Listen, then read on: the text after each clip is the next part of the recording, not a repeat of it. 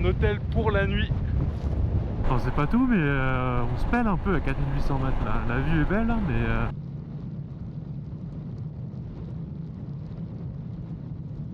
Départ de Santiago. Mauvaise nouvelle, mon support de GoPro s'est détaché le matin du départ, donc je te résume le tout en voix off. Ça fait maintenant 1 mois que je suis arrivé à Montevideo et j'ai déjà parcouru près de 8500 km. À Santiago, j'ai trouvé un dealer KTM qui a pu me prendre le lendemain de mon arrivée et me rendre ma moto 24 heures plus tard. J'ai aussi réussi à trouver un pneu arrière Mitas Enduro Trail Plus à un prix raisonnable. Avec de l'huile et un pneu tout neuf, je suis maintenant prêt à prendre la route en direction de Antofagasta, la porte d'entrée du désert. J'ai presque l'impression d'être sur Mars là.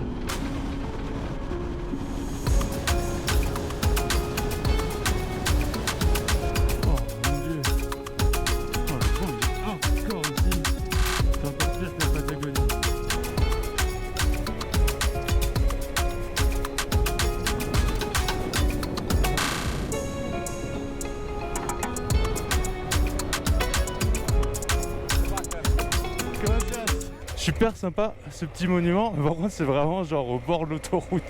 C'est drôle, c'est vraiment au bord de la route principale. Par contre mon dieu, le vent qu'il y a, au secours, fallait être penché pour pas tomber quoi. 90 km encore et ma journée est finie et ça fait plaisir. Grosse journée, j'ai roulé beaucoup parce que je voulais me rendre proche du désert d'Atacama pour demain pouvoir aller camper dans le désert. J'ai un peu l'impression d'être dans Mad Max là. Il y a des grosses usines partout, des camions partout. Ça donne vraiment cette impression là.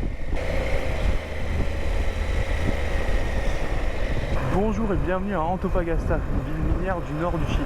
J'ai donc quitté Santiago il y a 2 jours, puis j'ai vraiment rushé ici, qui était à plus de 1000 km pour pouvoir me rendre au désert d'Atacama. Le désert d'Atacama, c'est le 2e désert le plus aride du monde. Puis je compte aller camper cette nuit. Donc j'ai vu en ligne quelques spots qui ont l'air sympas, qui ont l'air un peu perdus. Il y a plusieurs activités que je voudrais faire dans le désert. Il y a tout d'abord camper pour faire de l'astrophotographie. Ensuite, aller voir la vallée de la Lune. Après ça, il y a des lacs avec des flamants roses. Ce séjour dans le désert, il va aussi me servir à m'acclimater à l'altitude. Pour l'instant, j'étais jamais très haut, 1000, 1002, 1005 au niveau de la mer. Mais en Bolivie, je vais être à 3500, 4000 mètres et plus. Donc, ce petit séjour dans le désert d'Atacama va me permettre tout simplement de m'habituer à l'altitude pour faciliter la transition, on va dire, une fois que je serai rendu en Bolivie / au Pérou. J'ai trouvé une station essence un peu avant, j'ai fait le plein, puis j'ai un petit 4-5 litres en plus en arrière. Il faudra juste pas que j'oublie de m'arrêter de temps en temps pour égaliser la pression, sinon je vais prendre une douche d'essence. Donc là j'ai 200 km à peu près jusqu'à des lacs de sel que je vais peut-être aller voir, je sais pas encore, les avis ont l'air mitigés en ligne, donc je verrai sur place. Puis sinon c'est à peu près 300 km jusqu'à la place où je compte camper. En tout cas, si le ciel reste comme ça ce soir, ça va être magnifique, je suis super excité pour ça. En fait j'ai vraiment hâte qu'il fasse nuit pour voir les étoiles, le ciel étoilé. C'est une des meilleures places sur Terre pour pouvoir observer les étoiles et la Voie lactée. Donc je suis vraiment excité pour ça, j'espère que ça va rester comme ça, que je vais pouvoir en profiter, ce serait juste malade.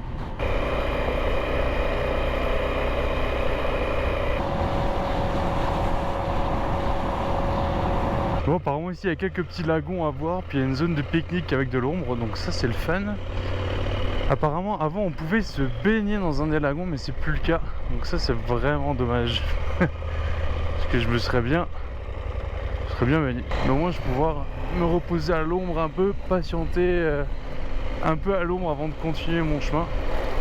Bon, ça m'a fait du bien de se poser un tout petit peu à l'ombre pour... j'ai traîné à peu près 2 heures là-bas. À l'ombre pour passer la grosse chaleur de l'après-midi. Puis là, je vais continuer ma route vers le spot de camping de ce soir. Ça a l'air d'être ça,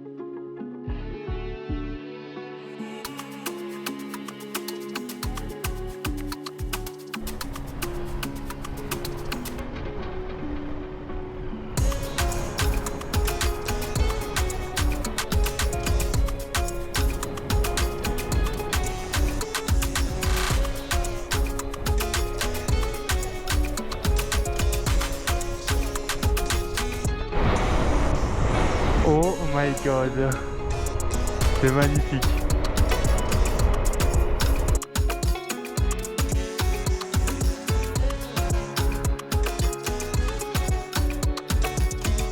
Bienvenue dans mon hôtel pour la nuit dans le désert d'Atacama.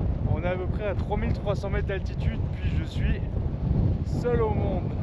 Il n'y a absolument personne. J'ai monté mon camp, j'ai mis la tente et maintenant tout ce que j'attends c'est le coucher du soleil pour pouvoir sortir l'appareil photo et prendre les étoiles en photo. Il n'y a absolument aucun nuage à l'horizon. Ça risque d'être absolument parfait. Juste un peu de vent, mais il va se calmer quand le soleil sera couché. J'ai vraiment hâte de passer cette nuit ici, ça s'annonce absolument génial.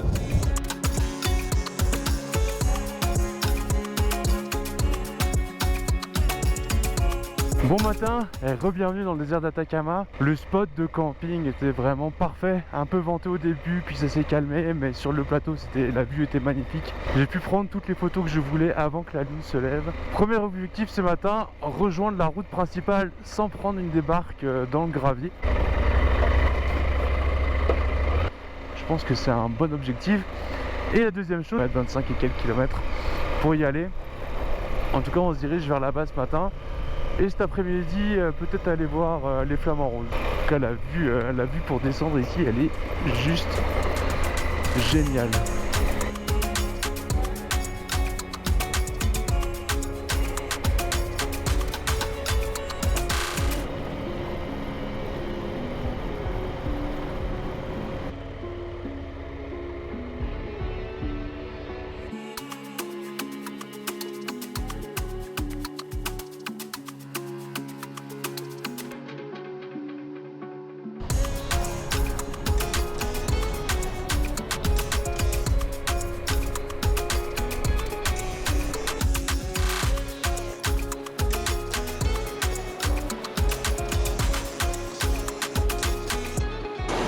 J'ai déjà passé des après-midi dans un endroit pire que ça.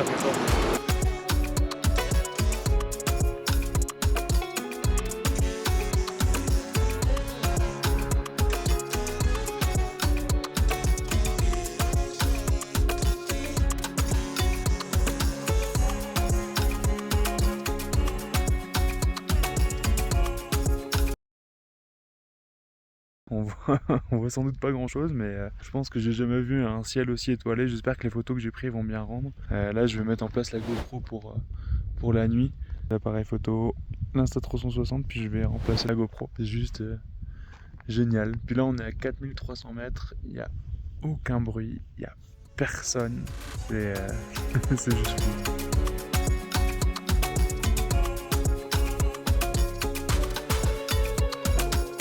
Et re-bienvenue dans le désert d'Atacama. Encore une fois, j'ai passé encore une nuit de camping magnifique. J'ai eu de la chance, il n'y avait pas de nuages pendant la nuit. J'ai bien pu observer les étoiles encore une fois. Maintenant, le but, c'est de retourner dans la civilisation, puis de redescendre un peu en altitude. Le programme d'aujourd'hui, ça va être de me rendre en Argentine. J'aimerais bien aller à Salta. Une fois à Salta, après, je me dirigerai vers la Bolivie. J'ai vraiment hâte d'arriver en Bolivie. Ça a l'air d'être aussi un pays magnifique à explorer. Seul petit bémol pour la Bolivie, c'est l'essence qui pourrait être par moments compliqué à trouver, où il faudra attendre longtemps. Bon, par contre, 4300 mètres, là, je pense que ça va être le maximum d'altitude pour du camping, parce que j'ai quand même eu un peu froid pendant la nuit. Je suis pas équipé pour camper aussi haut, mettons. Par contre, j'avoue que monter ma tente puis démonter ma tente le matin, ça demandait un peu d'effort. J'étais un peu plus lent qu'au niveau de la mer, on va dire. Bon, par contre, à cette altitude, la moto a quand même beaucoup moins de puissance. J'ai l'impression de rouler une T7. Bon, ça va, calmez-vous. Au moins, vous n'avez pas de problème d'arbra-cam avec vos T7. Bon, c'est pas tout, mais on se pèle un peu à 4800 mètres là. La vue est belle, hein, mais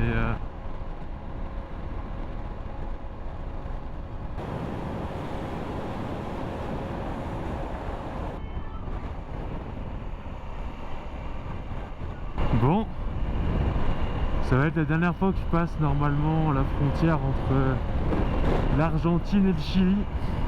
Les stations essence qui étaient sur mon chemin auxquelles je voulais faire le plein sont fermées. Donc on est en mode économie. On est sur le point mort, on a éteint la moto, puis on laisse rouler. Heureusement, normalement ça devrait être pas mal juste de la descente. J'ai 136 km à faire encore jusqu'à la prochaine station essence.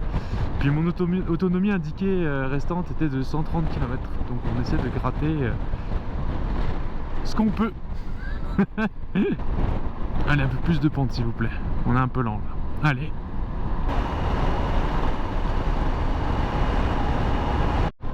Bon, on continue l'opération économie. Ça fait quasiment 15 km que je descends sans moteur.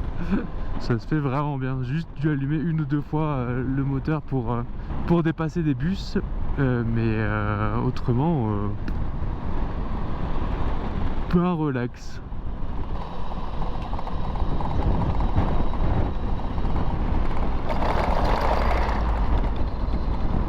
Après 25 km sans moteur, je crois que c'est le temps, c'est le temps de le rallumer là un petit peu. Est-ce que ça descend là de nouveau ou pas? Ah oui, ça descend. Allez hop, bye bye. Bye bye le moteur. Bah, vu que je vais pas vite, au moins je peux apprécier le paysage. Hein. Puis le paysage est quand même super cool. C'est l'avantage, on va dire, c'est l'avantage.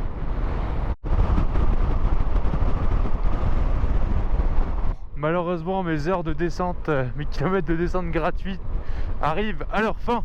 Je vais devoir remettre le contact et il me reste 22 km jusqu'à la station essence. Quasiment 400 km avec le plein.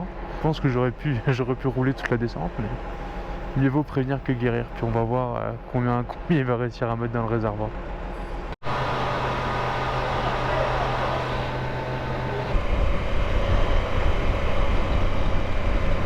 Après avoir passé 2 jours à Salta, il est temps pour moi de me rapprocher de la frontière avec la Bolivie.